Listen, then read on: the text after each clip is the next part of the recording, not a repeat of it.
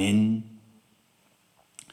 오늘 시간에는 요한계시록 강의 14번째 시간으로서 두루마리와 7인을 떼시기에 합당하신 보좌 앞에 어린 양이란 제목으로 함께 말씀의 은혜를 나누기로 합니다.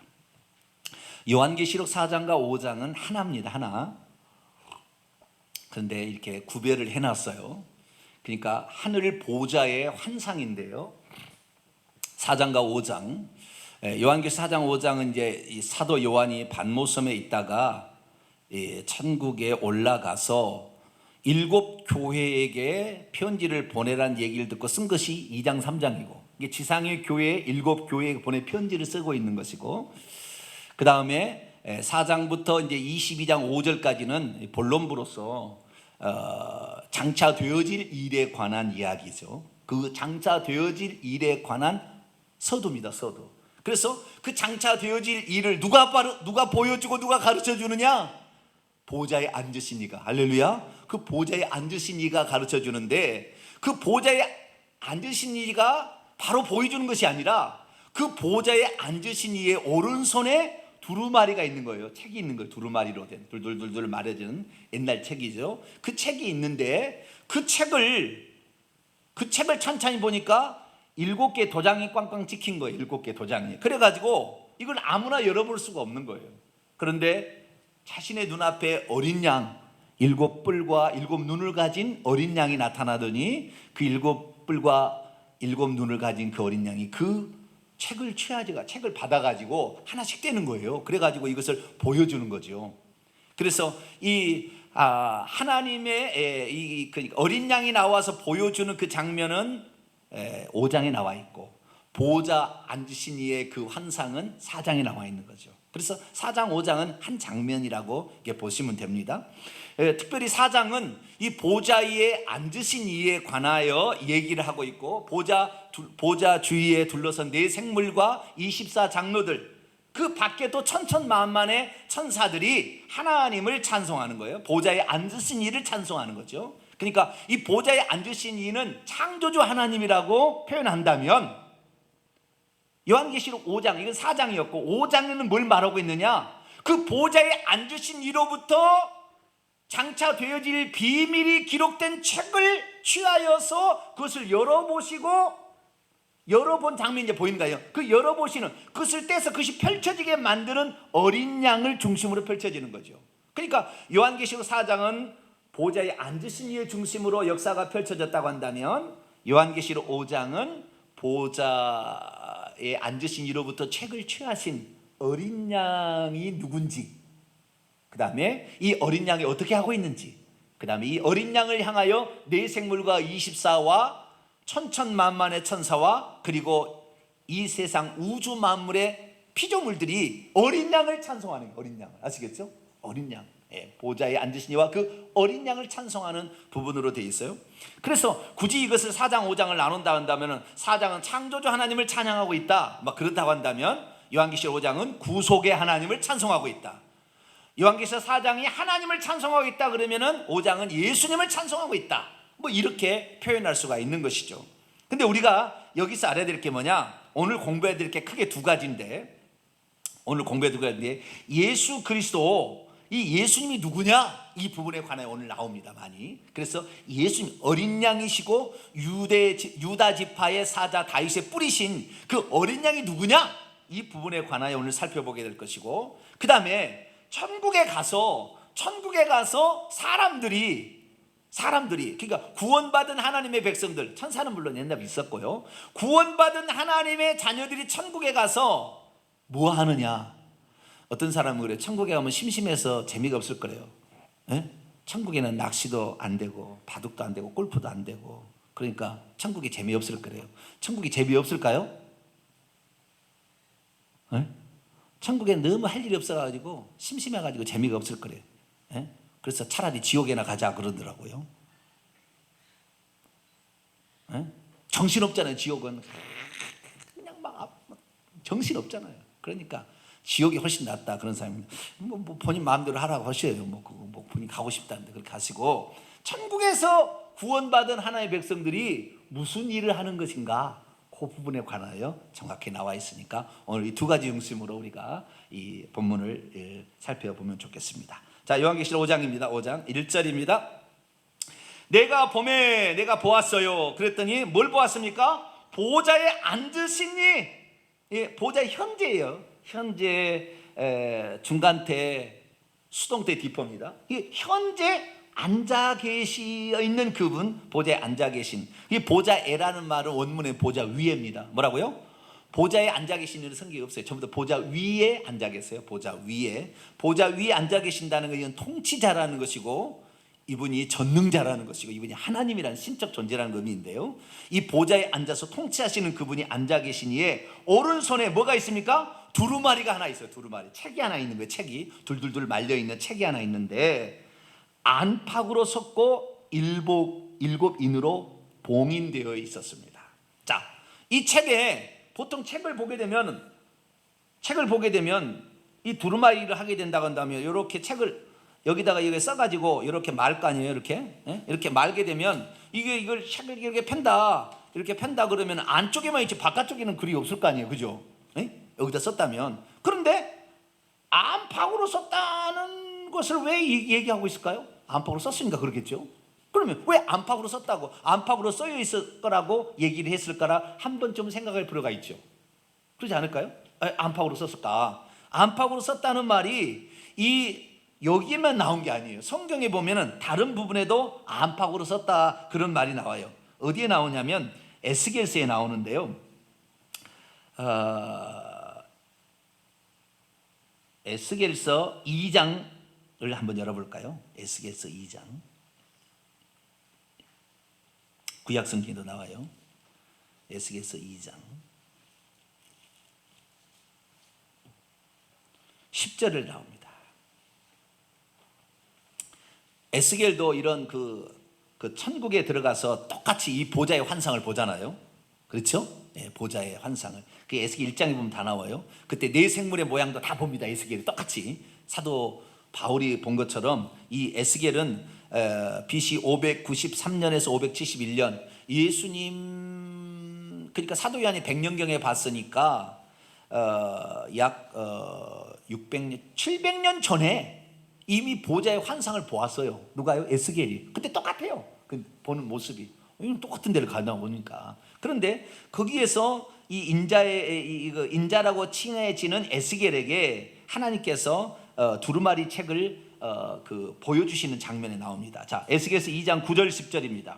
9절 10절 있습니다. 시작. 내가 보니 보라, 한 손이 나를 향하여 펴지고 보라, 그 안에 두루마리 책이 있더라. 그리고 하나님의 그 보좌에 뭐가 있는 그 분으로부터 어떤 두루마리 책이 있었어요. 10절 시작. 그가 그것을 내 앞에서 펴시니 그 안팎에 글이 있는데 그 위에 애가와 애곡과 재앙의 말이 기록되어 있더라. 장차 되어질 일들이 기록되어 있는 어떤 것이 안팎으로 쓰였다는 거예요. 이 안팎으로 쓰였다는 이것이, 그래서 안팎으로 왜 쓰였을까 제가 생각해 왔어요. 안팎으로 써 빽빽하다는 거 아니에요. 빼곡하게 쓰였다는 거 아니에요. 그러니까 이 세상에 돌아갈 일들이 우연히 어떻게 막 생겨가지고 그게 아니라 그 기록된 대로 빼곡하게 기록된 그대로 다 돌아간다. 하나님은 모든 역사를 정확하게 섭리하시고 이끌어 가신다. 그런 의미가 있을 것이에요. 첫째로, 그렇죠? 안팎으로 썼다는 것은. 두 번째 의미는 뭐냐면 빼곡하게 썼으니 빈 공간이 있어요, 없어요? 없죠. 그러면 여기에 들어갈 말이 없다는, 이게 완전하다, 이대로 된다, 여기다 집어넣거나 뺄 것이 없다, 그런 말이. 그렇죠? 그래서 안팎으로 썼는데 하나님의 역사, 하나님이 이끌어가는 모든 역사는 안팎으로 쓰여있는 당신의 계획대로 지금 이 세상을 운행하고 있는 것이죠. 그래서 안팎으로 썼다고 되어 있고, 그 다음에 7인으로 봉인되었다고 그러죠. 나중에 인을 하나씩 이렇게 풀어헤칩니다. 풀어헤쳐가지고 그것을 보게 되면 어떤 거기에 환상이 나오게 되는 거예요. 환상이. 이것은 환상입니다. 환상. 우리가 요한계시록 좀 이따 보겠습니다만 5장에 나와 있는 어린 양은 환상 속에 나오는 모양이지 실제가 아닙니다. 아시겠죠? 그걸 아셔야 돼요. 어린 양은 뭐라고요? 실제가 아니에요. 천국에 어린 양이 존재하지 않아요. 그렇게 환상으로 보여지는, 그분이 어떤 역할을 하는 것인가가, 그분이 어떤 존재인 것인가를 알려고 하기 위해서 어떤 환상의 모습으로 그를 보여준 것이지 실제가 그러지 않아요. 실제는 요한이 1장에 보니까 흰옷을 입은 금띠를 띠고 금띠를 가슴에 띠고 흰옷을 발까지 있는 그 치렁치렁한 옷을 입고 있는 그분이 예수 그리스도예요. 아시겠죠? 그분이 하나님인지 어린 양이 아니에요. 어린 양은 뭐예요? 상징인 거예요. 그런데 오늘날에 얼마나 많은 이 삼위일체론자 중에 삼위일체론에게 30년적 삼위일체를 믿는 사람들 뭐예요? 어린 양도 나오고 하나님 보좌 앞에 7 영도 있고 그 다음에 보좌 위에 앉으신 이가 있으니까 세 분 하나님이라 이렇게 얘기하는, 아니에요. 하나님은 한 분이에요. 보좌 위에 계시는 한 분이 하나님. 할렐루야. 그리고 그 다음에 어린 양은 뭐예요? 하나님이 어린 양으로서 어떤 일을 수행하는 것을 환상으로 보여주심으로 하나님이 어떤 일을 행하신다는 것을 보여주기 위한 것이 실제가 아닌 거예요. 아시겠죠? 그 다음에 그 어린 양의 눈이 성령인데 이 성령은 이 땅에 보내시는 하나님의 영이라고 그랬잖아요. 그렇기 때문에 그 하나님의 영이에요. 하나님 눈이에요. 아시겠죠? 그러니까 세 분 하나님이 존재하는 게 아니라고요. 보좌 위에 계신 하나님이에요. 그분이 하나님이고 그분이 어떻게 해요? 어린 양으로서 사역을 감당하시는 것을 지금 요한에게 환상으로 보여주고 있는 것이죠. 그런데 그 두루마리 책을 잘 보니까 이 두루마리에는 하나님의 모든 역사, 하나님이 장차 이루실 역사가 기록이 되어 있는 거예요. 천국에 가면 정병진 목사와 아무아무개 집사 권사가 동탄명성교회를 세워서 이 마지막 시대에 참 진리의 복음, 회개와 천국 복음을 전하라, 그런 말이 기록되어 있을까요? 안 기록되어 있을까요? 대답이 없으신. 기록되어 있을까요? 안 기록되어 있을까요? 기록되어 있을 것, 안 돼 있을 것 같고. 구체적인 저는 이렇습니다. 어떤 생각을 갖고 있냐면 하나님께서 우리 인간을 향한 어떤 큰 아웃라인은 다 있다고 봅니다. 아웃라인은 다 있어요. 다 있는데 우리 인간이 그 하나님께서 그 사람을 향하여 그 교회를 향하여 우리 7교회 봤잖아요. 그 교회가 어떤 교회인지를 다 내가 알아왔다. 이미 알아왔어요. 다 알아왔고 앞으로 어떻게 됐는데 너희들이 이렇게 가지 않으면 너희들을 내가 심판하겠다. 그래서 회개하라. 그리고 너희들은 꼭 이기는 자가 되라. 그리고 얘기하는 거 보면 하나님께서 그 교회를 향한, 그 개인을 향한 모든 계획들이 다 있긴 있어요. 그런데 인간이, 교회가 거기에 하나님의 뜻에 순종하느냐 마느냐는 그 결정이 본인의 결정이에요. 의지적 결정이에요. 그 사람의 결정과 그 교회의 결정이 딸려 있어요. 그래서 하나님의 계획되어 있으나 그대로 진행되지 않을 것도 있고 진행될 것도 있어요. 그러나 지금 여기에 있는 일곱 인으로 그 봉인되어 있는 그 내용들 나중에 이제 보게 되게 되면 이런 것들은 이 세상에 돌아갈 복음 전파, 그 다음에 전쟁, 그 수많은 일들이 그 상징적으로 다 기록이 되어 있어요. 기록되어 있습니다. 그래서 이건 우주의 역사가 어떻게 흘러갈 것인가, 주님의 재림 때까지 이 세상에 벌어질 모든 일들을 다 기록하고 있다고 한다면 우리 개인적인 또는 교회적인 일들은 하나님이 계획하고는 있으나 이것이 그대로 이루어질지 안 이루어질지는 몰라요. 그러나 여기 7인으로 봉인된 이것은 그대로 이루어질 거예요.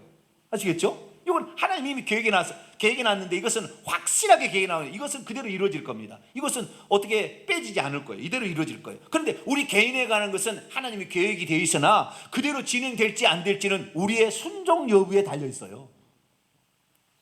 여러분들 끝까지 진리의 편에 설 수 있기를 축원합니다. 끝까지 회개 천국 복음을 통하여 이거 모든 이걸로 구원 얻는다 전할 수 있게 되길 바랍니다. 행위를 통하여 우리의 구원이 확실히 바르게 가고 있는지 알 수 있다는 방편이라는 것을 전할 수 있게 되기를 축원합니다. 우리가 거룩함을 입지 못하면 결국에 구원에서 미끄러진다는 사실을 전할 수 있게 되기를 축원합니다. 우리가 할 사명이 있어요. 저는 그랬어요. 우리 교회가 주님 오실 때까지 계속 쓰임 받았으면 좋겠어요. 쓰임 받았어요.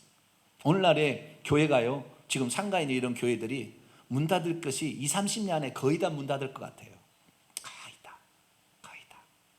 이제는 성경에 그 나와 있는 것처럼 마태 20장에 나온 것처럼 어떤 집에서 모이잖아요. 골방에서 모이고 그 정도밖에 안 될까 다 흩어지고. 왜? 기독교를 전파할 수 없고 기독교를 믿는 것이 조롱거리와 그 다음에 불이익을 당한 조치가 되다 보니까 이제는 방 안에서 모이는 거예요. 그래서 제가 마지막 시대 하나의 장면을 연상해 본다면 마지막 시대는 도시에는 못 살 것 같아요. 도시에는 감시당하고 다 해서 하니까. 그러니까 시골에 가서 시골에 어떤 집에서 농사 지으면서 그 시골에 사는 사람들이 방에 모여서 그 사람들만 신앙을 유지하는 정도. 지금 북한은 밤에 그렇게 한다지만 그 정도로 가지 않을까 싶어요. 그런데 그것은 그렇게 결정된 건 아니고요. 우리나라가 앞으로 지금 우리 세대가 어떻게 결정해 가느냐에 따라서 이렇게 될 수도 있고 끝까지 복음 전파하다가 대한민국만큼은 전 세계 복음을 전파하다가 주님 앞에 갈 수도 있어요. 그래서 우리의 결정에 따름인데 좌우지간 그런 식으로 진행이 될 것 같습니다. 그런데 여기에 일곱이는 하나님이 전 우주의 역사를 어떻게 운영해 갈 것인가에 관한 얘기가 들었기 때문에 이대로 흘러갈 거예요. 그런데 나온 내용은 전부 다 상징적인 표현이 될 수 있고 상징적인 표현으로 보여지기 때문에 이것을 해석하는 데는 나름대로 수많은 것이 있어요. 근데 좌우지간 상징적으로 표현이 되고 있습니다. 근데 그것은 그대로 진행될 것은 분명하다는 거, 그것을 아시고 넘어가는데, 일곱 인이라고 그랬습니다. 인이라는 것은 도장을 쳐서 권한이 있는 자 위에는 못 뜯어본다는 거잖아요. 이거 못 뜯어본다는 말이 그런 의미가 있는 거예요. 그런데 그걸 누가 뗄 수 있느냐? 특별히 일곱인이라고 해서 일곱이라는 건 뭐예요? 땅에서 완전수라고 제가 얘기했죠. 12는 하늘에서 완전수. 이 땅에 펼쳐지는 모든 일들을 하나님은 이미 써놨어요.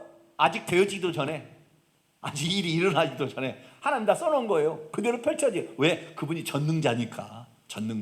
그분이 전지하신 분이니까 이걸 써놓은 거예요. 그래서 이 땅에 일어날 모든 일을 완전하게 그분은 이미 책에 기록된 대로 실천해 가신다라는 사실을 알 수가 있습니다. 자, 그러면 인에 관한 이야기를 더 해보도록 하십시다. 2절부터 4절까지 읽습니다. 시작. 또 봄에 힘 있는 천사가 큰 음성으로 외치기를 누가 그 두루마리를 펴보며 그 인을 떼기에 합당하냐 하나 하늘 위에나 땅 위에나 땅 아래에 능히 그 두루마리를 펴거나 보거나 할 자가 없더라. 그 두루마리를 펴거나 보거나 하기에 합당한 자가 보이지 아니하기로 내가 크게 울었더니. 그 두루마리를 인으로 봉인을 딱 쳤다는 것은 권한 있는 자 위에는 건들 수 없잖아요. 그런데 하늘에서나 땅 위에서나 땅 아래, 이것이 모든 우주는 하늘이 있고 지구가 중심이잖아요. 지구에도 땅 속은 지옥이고 땅 위에는 사람들이 살고 있고 천국에는 하나님의 백성들의 천사가 있잖아요. 그러니까 하늘 위에나 그 다음에 땅 위에 사람이나 땅 아래 지옥에 있는 사람이나 요거 위에는 존재하지 않아요. 여기에 아무도 이 일을 뗄 만한 존재가 없다는 거예요. 누구만 뗄 수 있어요? 하나님만 떼는 거예요. 누가 이것을 떼겠어요? 지 마음대로 떼겠어요? 그거 이루어지도록 안 되죠.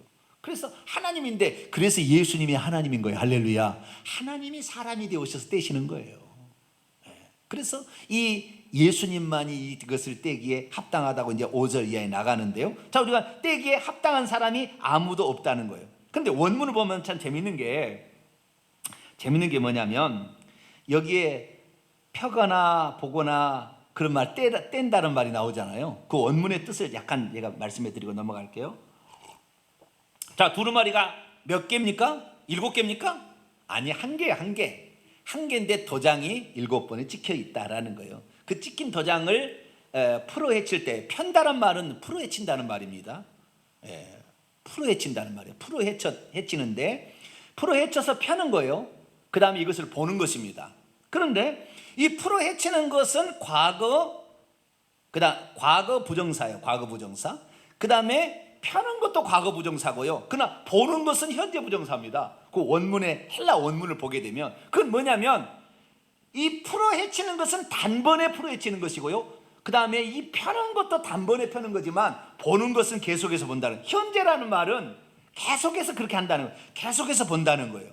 그러니까 이것을 풀어헤치거나 펼 사람은 오직 단 한 번 있을 일인데 이것은 하나님 위에는 불가능하다. 이것을 성경은 말해주고 있어요. 그래서 이 헬라 원문으로 헬라어로 왜 기록해 놨을까? 이런 거 하나 문자만 보더라도 야, 그렇구나. 하나님께서 그것을 역사를 주관하고 계시고 당신만 이것을 풀어헤칠 수가 있고 당신이 이것을 펴볼 수가 있는 것이지 어느 누구도 감당할 수가 없겠구나. 오직 전능자 그분만 한다는 것이 여기에서 나오고 있습니다. 그래서 이것을 펴거나 볼 자가 없다는 것을 직감적으로 알았어요. 누가요? 사도 요한이. 그래서 울었다는 거예요. 아우, 저걸 봐야 되는데 그랬다는 거예요. 그랬을 때 5절입니다. 자, 5절 읽습니다. 시작. 장로 중에 한 사람이 내게 말하기를 울지 말라. 유대 지파의 사자 다윗의 뿌리가 이겼으니 그 두루마리와 그 7인을 떼시리라 하더라. 그 두루마리에서 7인을 풀어헤칠 분이 한 분이 있다. 그러니까 울지 말라. 이 울지 마는 동사 명령법 현재예요. 계속 울지 말라.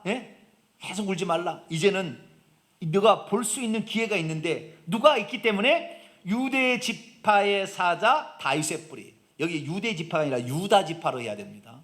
원문은 유다 지파. 그러니까 예수님이 어떤 지파에서 나왔어요? 유다 지파의 후손으로 나왔으니까 그렇게 약속이 돼 있어요. 유다 지파의 사자라는 말은 이렇게 라이언입니다. 호랑이가 아니고 사자. 호랑이가 아니고 사자 그 말이에요. 유다 지파의 사자 라이언이라고 돼 있고 콤마 다윗의 뿌리예요. 그러니까 여기에서 지금 이분이 예수님이신데 이분이 예수님을 뭐라고 표현하냐면 유다 지파의 동물의 왕 사자, 유다 지파의 왕, 그 다음에 다윗의 뿌리. 다윗의 후손이 아니고 다윗을 만드는 존재. 아시겠죠? 뿌리란 말은 그런 의미입니다. 아시겠죠? 다윗의 후손이 아니고 다윗의 뿌리예요. 다윗을 만들, 그 뿌리에서 다윗이 나오니까. 그래서 다윗을 만든 존재 이렇게 말하는 거예요. 그래서 이 유다 지파의 사자 다윗의 뿌리는 어쩌면 인간적인 혈통을 얘기하는 것이 뿐만 아니라 직능적으로 봤을 때는 그분이 왕적 존재. 왜? 다윗하고 사자하고 다 왕이잖아요. 이쪽이 다. 아시겠죠? 이 왕으로서 이 땅에서 사역하실 유일한 존재, 그것을 표현하고 있습니다. 자, 창세기 49장을 한번 볼까요? 유다 지파의 사자가 왕을 의미하는 거예요. 왕을. 의미적으로는 왕이고 그 다음에 혈통적으로는 그 유다 지파 사람이다. 다윗 지파, 이게 다윗의 유다 지파죠. 창세기 49장 8절부터 봅니다. 10절까지.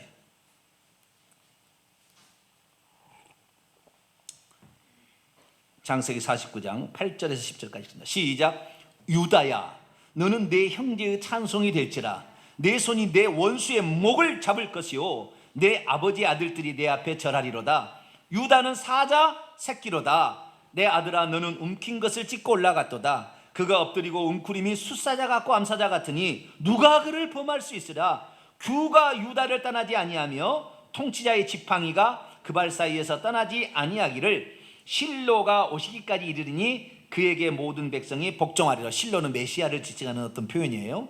메시아가 오실 때까지 그 규, 왕이 통치하는 지팡이가 떠나지 아니하고 이게 있을 것이다. 그래서 예수님께서 그래서 왕의 후손, 왕의 지파, 유다 지파, 그 다음에 다윗의 후손으로, 그래서 마태복음 1장 1절은 아브라함과 다윗의 자손 예수 그리스도세요. 원문에는 다윗의 자손, 아브라함의 자손이라고 나와요. 다윗의 자손이신 예수 그리스도, 그 왕의 지파에서 나오신 왕 중에 왕, 이것을 표현하고 있는 것이죠. 그래서 이 예수 그리스도, 그분이 누구냐? 이 땅에 오셨지만 이 땅에, 자, 요셉이나 야곱, 유다나 이런 모든 사람들 있잖아요. 그 위에 또 이삭, 아브라함, 누구 때문에 이 사람 존재했냐면은 예수님 낳으려고. 인간이 구원할 수밖에 없으니까. 왜? 하나님은 피가 없어서 구원할 수 없거든요. 그러니까 인간은 어떠냐면은 창세기 2장에 나와 있는 것처럼 돕는 배필을, 아담을 위해서 돕는 배필을 지으리다. 왜요? 아담이 독처하는 것이 좋지 못하니 내가 그를 위하여 뭘 지으리라? 돕는 짝을, 배필한 말은 짝입니다. 짝. 혼자 있으면 외롭고 온전하지 않으니까 짝이 필요하다는 거예요. 그래서 하나님께서는요, 우리를 구원하려면 우리의 도움이 필요한 거예요. 이 칼빈주의나 이쪽 계열에서는 이걸 잘 얘기 안 해요. 왜냐하면 모든 것을 하나님 주권으로 끌고 가려니까. 물론 하나님이 다 주관하세요. 주관하시나 우리의 도움을 같이 하신다 이 말이에요. 같이 우리가 누구를? 하나님께서요 모든 사람을 구원할 수 없겠어요? 그럼 우리의 미련한 전도를 통하여 구원하시길 원하시잖아요. 안 그래요? 하나님이 뭘 못하겠어요? 다 그냥 만세를 구원하고 작정해서 구원해버리지. 못하실 거예요 임선아. 그럼 우리를 통하여 하시는 거예요. 아시겠죠? 그래서 하나님 우리와 함께 일하시기를 기뻐. 그렇게 안 하셔도 되는데, 그렇게 안 하셔도 되는데 하나님은 그걸 기뻐하시는 거예요. 그래 아담은 예수 그리스도고 하와는 교회를 상징하는 거예요. 그래 돕는 짝인 것입니다. 그래서 우리가 기도하는 것 하나님 얼마나 기뻐하는지 모르고, 우리가 전도하는 것 하나님 얼마나 기뻐하는지 몰라요. 왜? 그것을 통하여 이루시니까. 그것을 통하여 이루시니까. 그래서요 아브라함, 이삭, 야곱 매달 이런 사람들이 와가지고 이 존재하는 이유는 뭐냐면은 장차 메시아 하나님의 사람이 되어서 인류의 구원자가 되실 흠없는 재물이 태어나려면 누군가가 혈통으로 계속 나야 되는 거예요. 그러니까 하나님께서도요, 만약에 하나님이 다 주관한다면 요한계시록 3장 20절에 내가 문 밖에 서서 두루니 누구든지 내 음성을 듣고 문을 열면 내가 그에게로 들어가 그로 더불어 먹고 그는 나와 더불어 먹고. 왜 문을 두드릴 필요가 뭐가 있어요? 확 들어가서 그냥 팍 눌러버리고 해버리지. 하나님이 그러지 않는다는 거예요. 항상 우리에게 이렇게 너에게도 인격이 있고 자유지가 있고, 그렇기 때문에 나는 너와 함께 일하기를 원한다는 거예요. 그래서 우리의 자발적인 순종을 통하여 하나님은 기뻐하는 거예요. 아시겠죠? 제가 동탄 명석회 하면서 제가 참 못하는 게 뭐냐면 제가 율법주의를 못해요. 율법주의란 게 뭐냐? 이런 게 규정이다. 이거 규정. 권사는 이렇게 딱 해야 된다. 딱 규정을 해놓고 여기에 이대로 해라. 당신 뭐하냐? 그러면 직분 안 줘. 뭐 이런 식으로 율법주의를 해야 되는 거거든요. 왜? 율법주의를 해야 자기가 뭘 해야 되는지 알잖아요. 율법주의가 없으면. 그런데 저는 율법주의에 약해요. 그래가지고 율법을 잘 안 해. 이렇게 해야 된다. 그런데 어떻게 해요? 자발적인 순종을 원해요. 저는 자발적인 순종을 원하는 거예요. 근데 자발적인 순종까지 가려니까 시간이 너무 걸리는 것 같아요. 시간이. 그래서 이제는 율법주의도 조금 필요하다. 왜 하나님께 율법을 먼저 줬을까? 원칙이 뭔지를 알아야지. 성도가 어떻게 해야 되는지 알아야 돼. 세례교인이 되면 어떻게 해야 되는지 알아야 돼. 직분을 받으면 어떻게 살아야 되는지를 알아야 그 일을 할 거 아니에요? 그렇죠? 그래서 이제는 어느 정도 원칙을 저도 세워가려고 그래요. 그 원칙에 합당하지 않으면 안 하려고 그래요. 해가지고 이렇게. 왜? 그거 뭐 세상이 주는 뭐 직분, 세상에 뭐 어떤 이런 것 때문에 천국하고 지옥 가는 게 아무 상관이 없으니까 그건 별로 중요하지 않다. 우리가 어떤 사람이 되어야 되느냐, 그게 중요한데, 이건 하여간 이 하나님께서는 인간의 도움을 필요로 한다는 거예요. 이것이 이게 말하는 거예요. 그래서 여자의 후손으로 온다기에 여자가 아이를 낳아야 되는 거죠. 그래서 우리의 도움을 많이 필요한다. 여러분 자발적으로 하나님께 기도하기를 축원합니다. 자발적으로 우리가 전도하고 자발적으로 복음을 증거하고 자발적으로 주의 일을 위해서 헌신하고 주의 몸된 교회를 위해서 이렇게 해나갈 때 하나님은 기뻐할 줄로 믿습니다. 그래서 예수님은 왕으로, 유다 지파의 왕의 후손으로 오실 것이고 왕으로 오실 것이다. 그러나 사실 그분은 다윗의 뿌리다. 다윗을 만드신, 왕을 만드시는 왕 중의 왕이다. 자, 요한계시록 22장을 봅니다.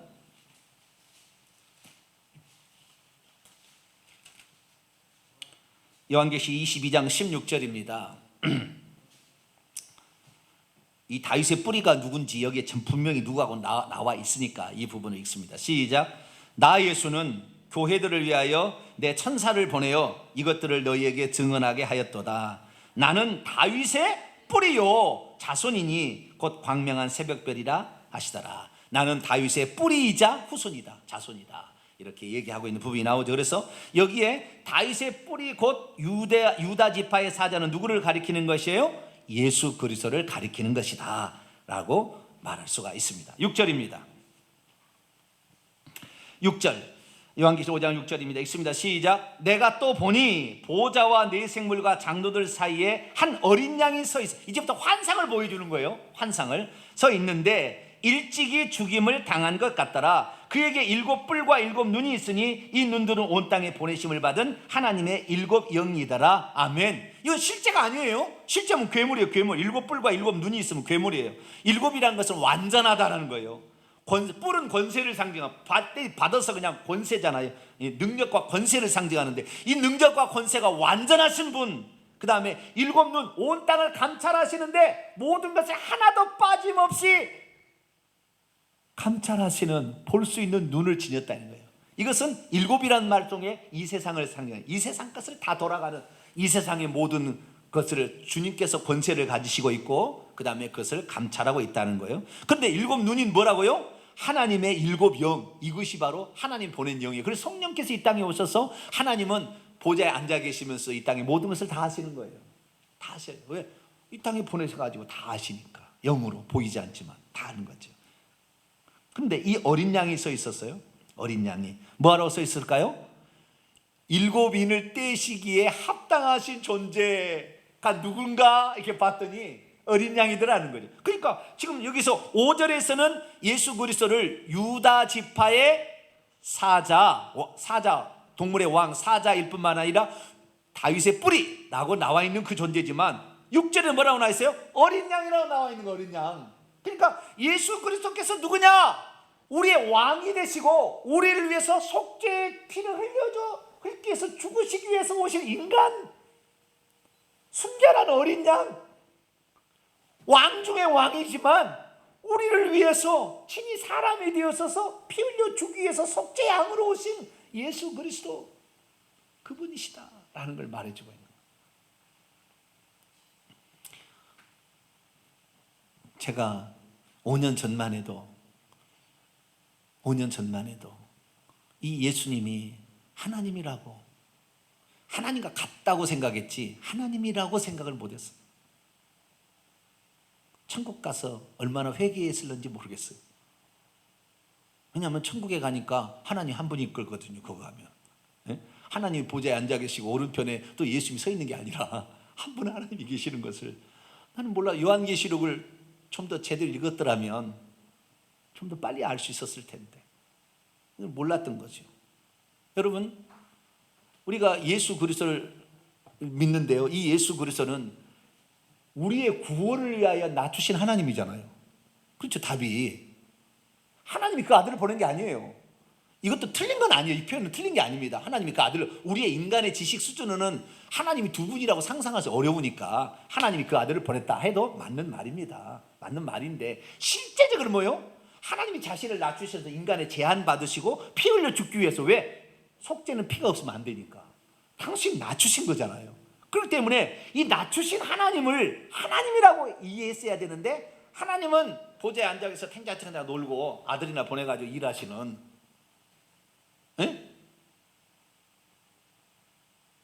그런 식으로 생각을 한 거예요. 왜? 하나님을 두 분으로 세 분으로 생각하니까. 그래서 내가 얼마나 어리석었는지 이제야 모든 성경이 다 들어와요. 왜? 예수님이 누군지 하나님이 누군지를 요한계시록을 통하여 정확히 이해하니까 이제 하나님이 다 들어오는 거예요. 그전에는 하나님이 잘 안 들어왔어요. 아들 따로 아버지 따로 이렇게 생각했는데 그게 아니더라는 거예요. 그러니까 여기에 있는 것을 삼일째 하나님이라고 표현하면 안 돼요. 왜? 어린 양은 지금 상징적인 표현으로 등장하는 거, 환상 속에 등장하는 것이지, 사도 요한의 눈 속에 하나님이 아들이 되어서 어린 양이 속죄양이 돼서 하시는 일을 보여주기 위한 어떤 장면이지 실제가 아니에요. 실제는 괴물이게. 그게 실제가 아닌 거예요. 그런데 이것을 실제처럼 뭐요? 삼일체론자도 그렇게 가르치는 거예요. 이게 어린 양이 예수님, 보좌에 앉으시니 하나님, 그 앞에 일곱 영, 바로 세 분 하나님이 있다, 이렇게 하는 거예요. 얼마나 어리석은 생각이었는지, 한 분 하나님을 바라보지 못하고 생각했는지 참으로 안타까운 저의 모습이었습니다. 그러나 이제는 요한계시를 통해 정확히 알게 되었어요. 이분이, 이 하나님은 예수님 누구냐? 자신을 낮추신 하나님, 할렐루야, 그분이었다는 사실을 우리가 알게 되는 것이죠. 그래서 이것은 너무나 잘 아는 건데요, 이분이 어린 양이 어떻게 표현되냐면 일찍이 죽임을 당한 것 같더라 이렇게 돼 있잖아요. 일찍이란 말은 본문에 없는 표현이고요, 죽임을 당했다라는 것은 동사 분사 완료 수동태입니다. 이미 죽임을 완료가 돼버렸어요. 이미 죽임을 당하였는데 자기가 죽은 게 아니고 죽임을 당했어요. 세상 사람들에 의해서 죄값으로 죽임을 당하는 거죠. 그래서 죽임을 당했던, 이미 과거에 끝나버렸어요. 그래서 이미 끝난 상태입니다, 이 어린 양은. 자, 그런데 뭐라고 표현했어요? 일찍 죽임을 당한 것, 뭐라고요? 어떻게요? 같더라, 호스, 서치 S죠, 영어로 서치 S. 비슷한, 당한 것처럼 느껴지는 거죠. 자, 만약에 일찍 죽임을 당한 것 같더라. 그런데 일찍 죽임을 당했더라 이렇게 표현하는 거 어떻게 알겠어요? 그걸 어떻게? 그 어린 양이 이렇게 있나요? 그냥 죽임을 당한 거나요? 그렇지 않죠. 영감으로 아는 거예요. 영감으로. 일찍 죽임을 당한 같더라. 왜? 그분이 과거에 인류를 위해서 희생했다는 것이 그냥 직감적으로 느껴지는 거지. 이렇게 직감적으로. 아시겠죠? 그래서 이분이 누구다? 자신을 낮추시고 사람이 되신 하나님, 그것을 지칭하는 표현이다 라고 표현되는 겁니다. 아시겠죠? 그러니까 이 어린 양은 하나님이 인간에 대해서 하실 직능을 표현하기 위한 직능을 표현하는 거예요. 하나님 자신이 아니고 하나님이 하실 일을, 직능을 표현하는 거예요. 아시겠죠? 그 어린 양으로서의 직능, 그 어린 양으로 치는 이분이 온 우주를 주관하고 그 다음에 역사를 주관하신다라는 것을 말해주고 있는 거죠. 그러니까 하나님은 만세전부터 그 보좌에 앉아 계셨지만 사람이 되어 오심으로 인류의 역사를 이끌어 가신다라는 사실을 우리에게 말해주고 있는 것입니다. 자, 뭐 이것이 하나님의 보좌 앞에 일곱 영은 스가랴 4장 10절에 여호와의 눈이라고 나오죠. 거기는 그래서 하나님의 눈이고 여기는 어린 양의 눈이지만 스가랴 4장 10절에는 여호와의 눈이라고 나오므로 한 분 하나님의 눈을 가리킨다라는 사실을 알 수 있습니다. 요한계시록 1장을 잠깐 넘어가 볼까요?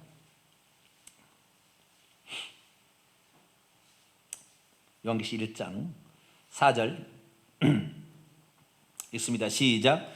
요한은 아시아에 있는 일곱 교회에게 편지하노니 이제도 계시고 전에도 계셨고 장차 오실 이와 그의 보좌 앞에 있는 일곱 영과, 그의 보좌 앞에 있는 일곱 영, 영이 일곱이면 일곱 명인가요?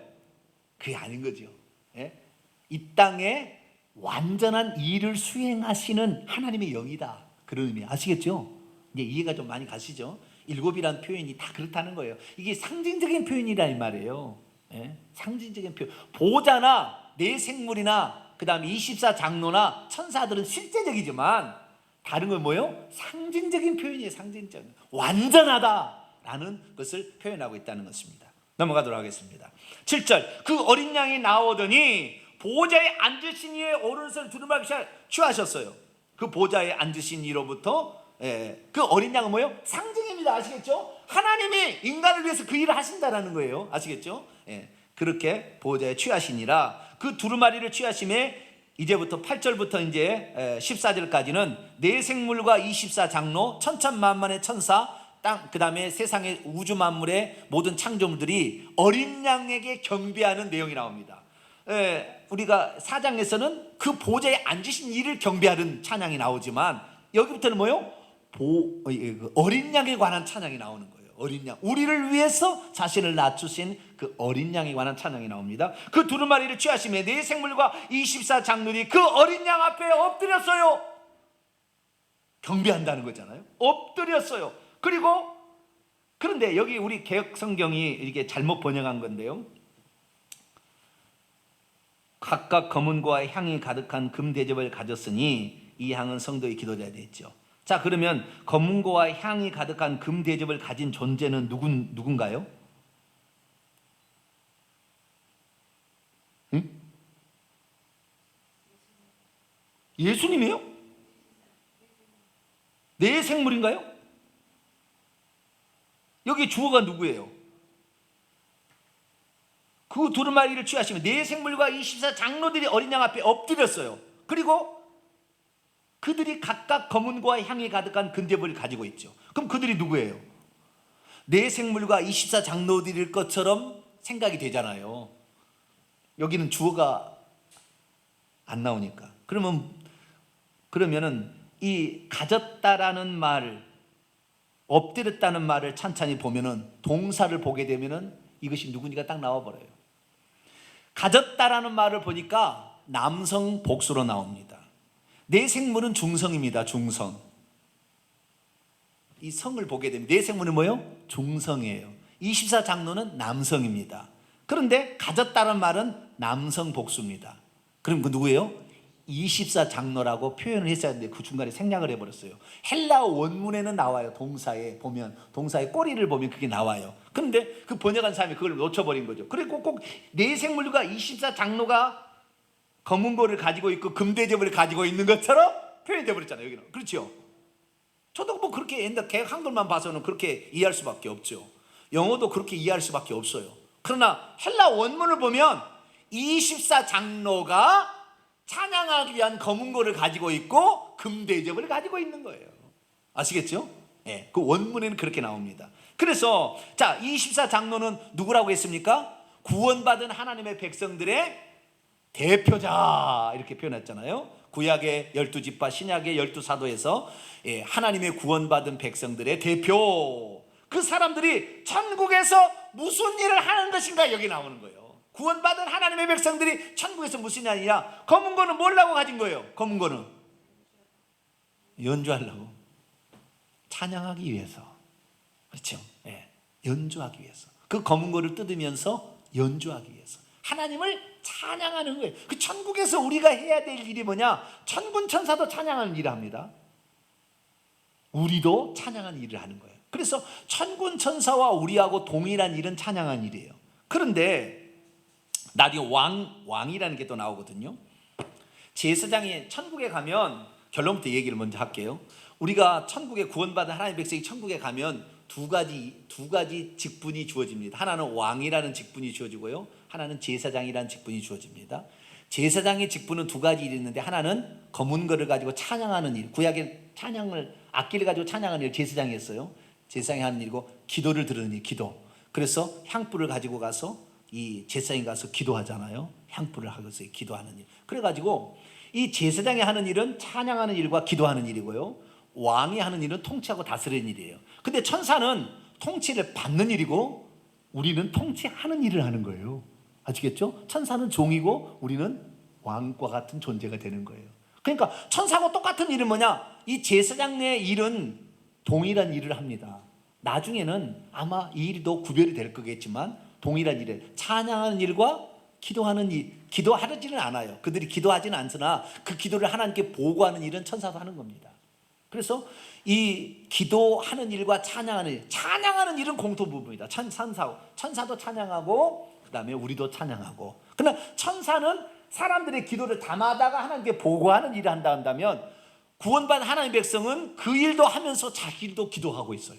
기도하는 일도 하는 겁니다. 차이가 여기서 조금 차이가 나고, 그 다음에 왕으로서는 정반대 일을 하는 거예요. 우리는 왕으로서 통치하고 그들은 종으로서 부림을 받는 거예요. 천사는 그 차이가 있는 거예요.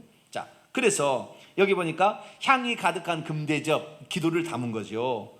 이 향은 성도들의 기도들이다. 이 기도는 24장로들의 기도라고 표현해도 됩니다. 이 구원받은 백성들이 기도하는 것도 되고, 이 땅에 올라가는 것을 받아가는지에서는 정확히 나오진 않아요. 그러나 추정컨대 이것은 이제 제가 성경에 나와 있는 내용을 근거로 판단해 본다면, 이 땅에 드리는 기도는 천사가 그것을 받아다가 하나님께 보고하는 일을 하고요, 이 24장로는 천국에서 이 땅에 되어질 일들을 위해서 기도하고 있어요. 그래서 이 향은 자기의 기도입니다. 왜? 24장로는 구원받은 하나님의 백성이 대표니까. 그래서 이 땅에 구원받을 수 있도록, 이렇게 이 땅에 사람 구원받을 수 있도록 그대로 하나님께 기도를 드리는 역할을 한다는 거예요. 자, 요한계시록 8장을 봅니다. 3절에서 4절, 5절까지 봅니다. 이 천사가 하는 일은 이 땅에 사람들이 기도하는 것을 하나님께 갖다가 보고하는 일을 하는 겁니다. 자, 8장 3절에서 5절 읽습니다. 시작. 또 다른 천사가 와서 제단 곁에 서서 금향로를 가지고 많은 향을, 여기 제단은 그 향단입니다. 구약의 성막에 보면 제단이 두 개가 있어요. 번제단이 있고 분향단이 있어요. 두 가지가 있는데, 여기에 제단은 뭐요? 분향단입니다. 분향단. 분향단의 옆에 서서 금향로를 가지고 많은 향을 받았으니, 시작. 이는 모든 성도의 기도와 합하여 보좌 앞 금향단에 드리고자 함이라. 향연이 성도의 기도와 함께 천사의 손으로부터 하나님 앞으로 올라가는지라. 천사가 향로를 가지고 제단의 불을 담아다가 땅에 쏟음에 우레와 음성과 번개와 지진이 나더라. 그래서 기도를 받아다가 하나님께 보고하면 하나님 응답을 주면 그것을 갖다가 다시 이 땅에 쏟아서 그 일이 진행되도록 하는 일을 누가 한다? 천사가 하는 거예요. 천사가. 아시겠죠? 그래서 천사는 이 땅에 살아서 지금 있는 사람들의 기도를 담아다가 하나님께 보고하는 일을 천사가 한다면, 천국에 들어간 성도들은 아무것도 하는 게 아니라 찬양도 할 뿐만 아니라 이 땅의 백성들이 더 많이 구원을 받을 수 있도록 기도하고 있다. 아시겠죠? 예. 그것이 무슨 일이다? 제사장으로서 하는 일이다. 그래서 우리를 어떻게 잡아요? 왕과 제사장으로 삼은 거예요. 참, 하나님께서 우리를. 천사는 뭐요? 우리가 오기 전까지는 제사장 역할을 많이 감당하는 것 같아요. 그러나 점차적으로 제사장 역할은 없어지고 그들은 나중에 종의 일로만 이렇게 가게 될 것입니다. 그들이 이제 24장로죠. 24장로들이 이제 금 거문고를 타면서 노래를 부릅니다. 노래를 9절 10절입니다. 시작. 그들이 새 노래를 불러 이르되 두루마리를 가지시고 그 인봉을 떼기에 합당하시도다. 일찍이 죽임을 당하사 각 족속과 방언과 백성과 나라 가운데서 사람들을 피로 사서 하나님께 드리시고 그들로 우리 하나님 앞에서 나라와 제사장들을 삼으셨으니 그들이 땅에서 왕노를 하리로다 하면서 금 거문고를 타면서 찬양을 하고 있습니다. 여기 원문을 직역해 보면 이 의미가 무엇인지를 정확히 더 알 수가 있어요. 제가 원문을 직역해 보겠습니다. 그들 장로들이 새노래를 부른다 말하면서 당신은 두루마리기를 한 번 취하기에 합당하십니다. 그리고 당신은 그것의 봉인을 한 번 열기에 합당하십니다. 왜냐하면 첫째, 당신은 죽임을 당하셨기 때문입니다. 그리고 당신은 하나님에게 당신의 피 안에서 모든 족속과 방언과 백성과 민족들로부터 사람을 사셨기 때문입니다. 피로 샀다. 값주고 샀다. 값주고 사셨기 때문입니다.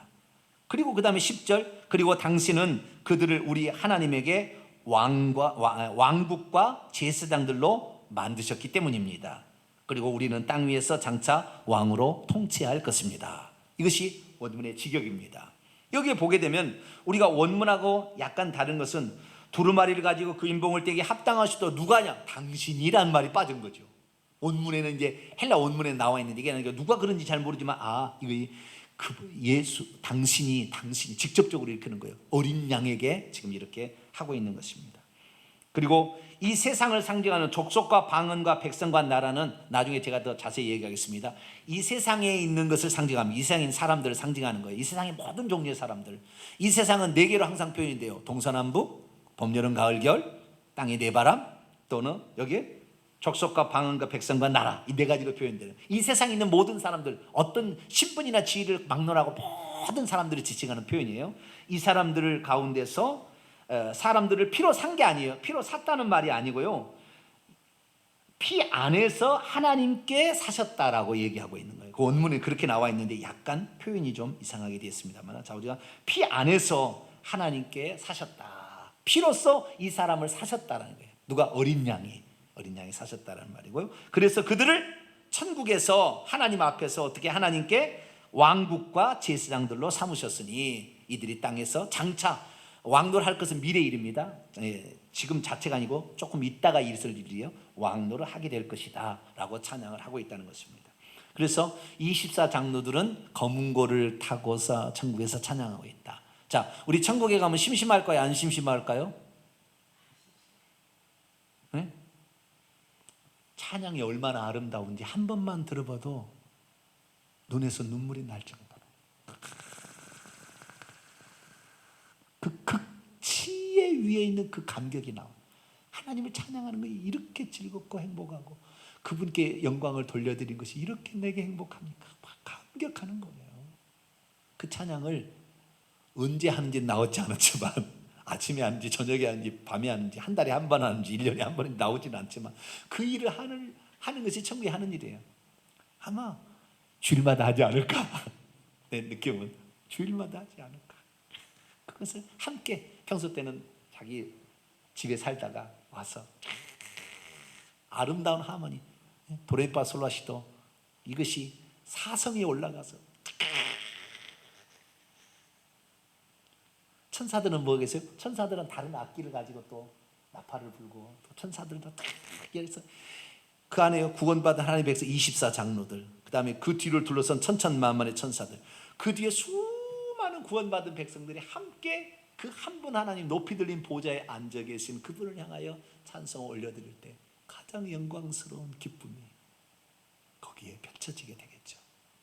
그리고 우리는 그분의 은혜를 받아서 천사를 통치하면서 살게 되겠죠. 자, 11절입니다. 이제 24장로들의 찬송이 끝나니까 또 내가 보고 들음에 보좌와 생물들과 장돌 사이에 선 수많은 천사의 음성이 있었어요. 천사를 찬양하는 거죠. 그 수는 천천히 만만인데 큰 음성으로 말합니다. 시작. 죽임을 당하신 어린 양은 능력과 부와 지혜와 힘과 존귀와 영광과 찬송을 받으시기에 합당하도다. 여기 계속 합당하다는 말이 나오잖아요. 그죠? 예? 왜? 하나님이 아무런 희생도 하지 아니하고 그냥 말씀만 이렇게 해버렸다. 그러면 합당할런지 안 할런지 잘 알지만 그분이 직접 사람이 되어 오셔가지고 직접 죽어서 당신의 핏값으로 사람들을 사가지고 이렇게 다 하셨으니 이분이야말로 찬양을 받으기에 합당하지 않냐 이거예요. 여러분 천국에 들어갔을 때 상을 주기에 합당한 사람이 되길 바랍니다. 합당 안 하는 것 같은데 저는 빈둥빈둥 예수 믿고 빈둥 놀기만 하고 희생도 없고 그냥 지 마음대로 생활하는데 뭐 이 합당 이러면 되겠어요? 안 되겠어요? 네? 이분은 상을 받기에 합당합니다. 저 천사가 하나님 이분은 상을 주시기에 합당합니다. 내가 지금까지 지켜봤잖아요. 여러분 그런 사람이 되길 축원합니다. 네? 주님 이 사람은 줄 것이 별로 없어요. 내가 보니까 맨날 지 잘났고 지 먹고 지만을 위해서 살아왔어요. 하나님이 한 거 없어요. 뭐 줄 게 뭐가 있어요. 그럼 되겠어요? 안 되겠어요? 합당하다. 그런데요 12절 봅니다. 그 영광을 돌리는데 몇 가지 영광을 7가지 영광을 돌리는 거예요. 첫째 능력, 둘째 부, 셋째 지혜, 넷째 힘, 다섯째 존귀, 여섯째 영광, 일곱째 찬사. 이 7가지로 영광을 이 땅에서 영광을 받으시기에 합당한 일을 했다는 거예요. 얼마나 이 숫자 하나도요 그냥 버릴 것이 없어요. 천국에서 이게 하나님의 말씀은요 진리예요. 이것은 사람의 기록이 아닙니다. 하나님이 하신 거예요.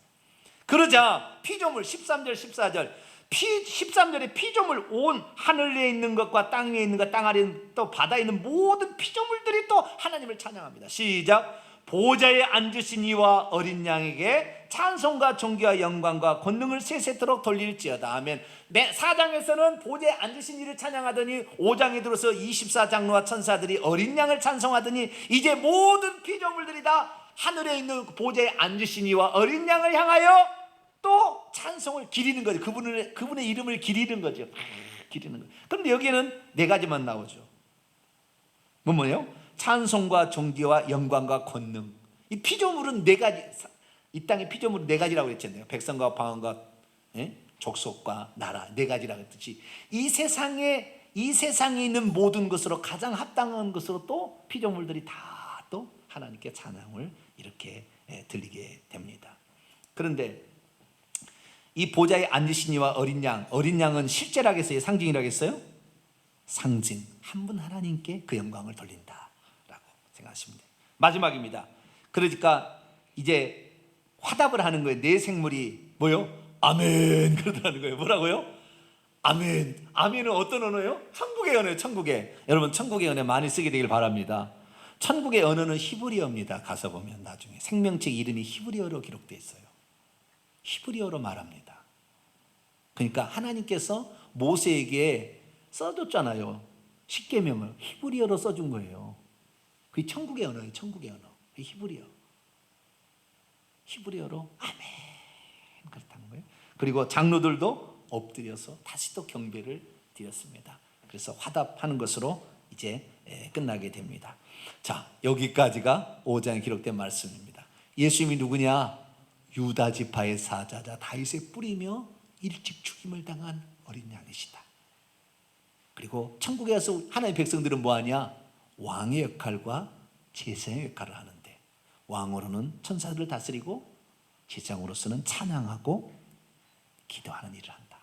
우리가 알고 이 땅에서부터 찬양 열심히 많이 연습하시고 기도도 많이 하셔야 천국에서 이 사람은 영광, 면류관을 얻기에 합당합니다. 그런 얘기 해줄 거 아니에요? 기도하라는데도 정말 안 나와요. 찬송하라는데 찬송도 안 하고 있어. 보면. 그럼 천사가 뭐라고 그랬어요? 이 사람은 합당하지 않은 것 같은데요. 그럴 거 아니에요. 합당한 사람이 되기를 축원합니다. 거룩하신 하나님 감사합니다. 오늘 말씀을 통하여 예수님이 누구시고 어떤 직분으로서 일을 수행하신